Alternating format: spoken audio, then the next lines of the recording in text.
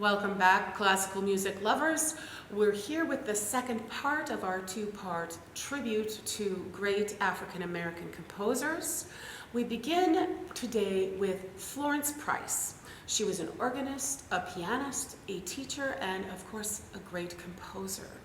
She overcame in her life a variety of obstacles to her goals: domestic abuse in her first marriage, racial discrimination, segregation, and overall that time, a lot of financial hardship.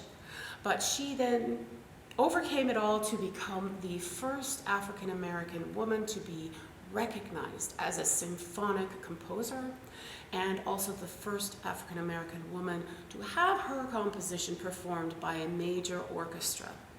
She wrote over 300 works, 4 of which were symphonies, 4 concertos, as well as choral works, art song, chamber music, solo instrument and piano pieces as well. She started out being born in Little Rock, Arkansas, and then she went to Boston and graduated with honors from New England Conservatory. She was briefly the head of music at Clark Atlanta University, which is a historically black college. But she finally settled in Chicago, Illinois, and became an active part of the Chicago Black Renaissance movement. While she was there, she immersed herself in the arts. She studied composition, orchestration, organ, and she also added in a study of languages and other liberal arts subjects. Her first big success as a composer came when pianist-composer Margaret Bonds premiered her Negro Fantasy. And through Margaret Bonds, she also was able to connect with other personalities in the movement, such as Langston Hughes and the great contralto Marian Anderson. Both Price and Bonds at this point began to receive international recognition as composers and as performers. And she was inducted into the American Society of Composers, Authors, and Publishers in 1940. Now, even though the majority of her training and experience was in the European classical music tradition, she really wrote in a very truly American idiom, and a lot of her music was a reflection of her Southern roots and her deep, abiding Christian faith. So her works were performed a lot during her lifetime, but after her death, they sort of faded back into the background. Other more current popular styles kind of came up around this time. But now the world is rediscovering the glory that is Florence Price. In 2009, they actually found a whole bunch of unpublished works and papers in the house that she had used in St. Anne, Illinois. It was at that time abandoned, and probably only the papers were holding up the walls at that time, but they did discover that music and began to publish. And in February 2018, the New Yorker ran an article in which Alec Ross stated, "Not only did Price fail to enter the canon, a large quantity of her music came perilously close to obliteration. That rundown house in St. Anne is a potent symbol of how a country can forget its cultural history." And finally, in 2018, that mammoth publishing company, G. Schirmer, announced that it had acquired exclusive worldwide rights to Florence Price's entire catalog. And one delightful thing that's happened recently, in 2020, the International Florence Price Festival had their inaugural performance at the University of Maryland. So she's really coming into her own again now and has much to offer to the world of classical music. We have a sampling of her works. We will have 3 songs of her faith and hope beautifully expressed. Then Adoration, which was originally written for organ, but is now arranged in our production for violin and piano. And finally, one of her works that was composed specifically for violin and piano, The Deserted Garden. So I give you Florence Price.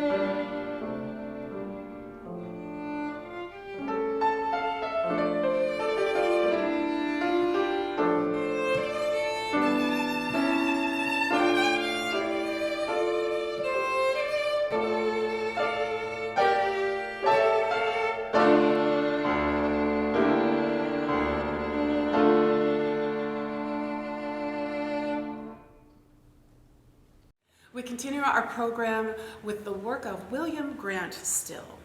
As a child, he had a music-loving stepfather who introduced him to all sorts of music, including opera. He also received violin lessons when he was young, and subsequently he taught himself to play the cello, the clarinet, the oboe, and the French horn. When he went to college, he went to Wilberforce University in Ohio to study medicine. But that didn't last long. He was discovered by the great blues performer W.C. Handy, who encouraged him and invited him to come to Memphis and play with the band and do musical arrangements. So off he went, and subsequently the blues started to find their way into his compositions. He later went to LA, which he felt was really his favorite place for inspiration and great music writing. Mostly he earned his living as writing background music for radio and television on shows like Gunsmoke, Perry Mason, and the Three Stooges. But he also wrote over 150 works, including operas, ballets, symphonies, chamber works, and arrangements of folk songs, folk themes, especially the spirituals. Plus, he did some instrumental, choral, and solo vocal works. He is still remembered for being the first African American in many ways. He was the first to conduct a major symphony orchestra in the US. He was the first to direct a major symphony orchestra in the Deep South, first to conduct a major American network radio symphony, first to have an opera produced by a major American company, and the first to have an opera televised over a national network in the United States. He was inducted into the American Classical Music Hall of Fame in 1999. We bring to you, by William Grant Still, a song and two instrumental pieces. A Black Pierrot is the fifth and final song in the cycle Songs of Separation, and the poems are by Langston Hughes. Then we hear Carmela for violin and piano, and apparently if you watched that Western television show, Gunsmoke, you can hear Carmela being played at some point. And finally, Mother and Child, which is number 2 from the violin piano suite and was inspired by a color lithograph by John Sargent.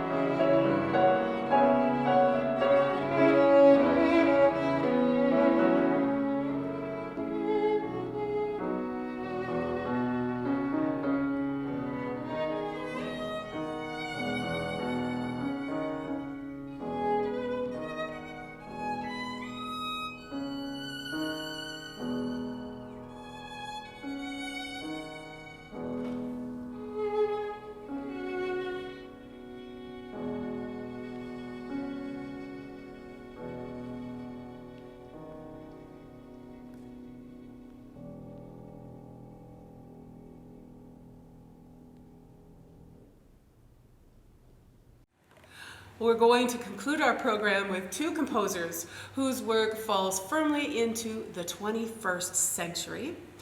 Robert Lee Owens was a concert pianist, a vocal accompanist, a composer, and a stage and television actor.